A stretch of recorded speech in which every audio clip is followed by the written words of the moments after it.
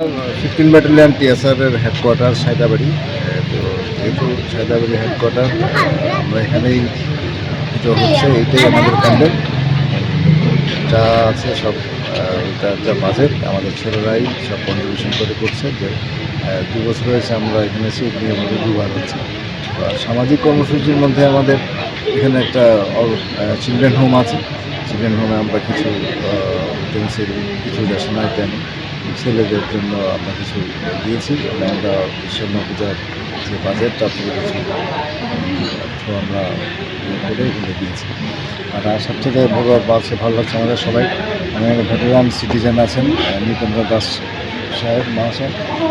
উনি retired man.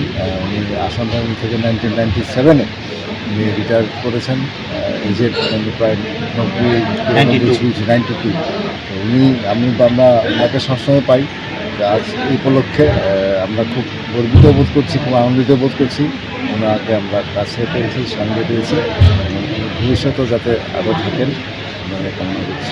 পর্যন্ত আমাদের কোনো সাংস্কৃতিক অনুষ্ঠান আয়োজন করিনি, কিন্তু আমাদের এখানে ফ্যামিলি কোয়ার্টার নেই। ফ্যামিলি থাকলে ফ্যামিলির ছেলেমেয়েরা দিয়ে একটা করা যেত। তো আমরা চিন্তা ভাবনা করছি, হয়তো যদি সম্ভব হয় তাহলে করবো।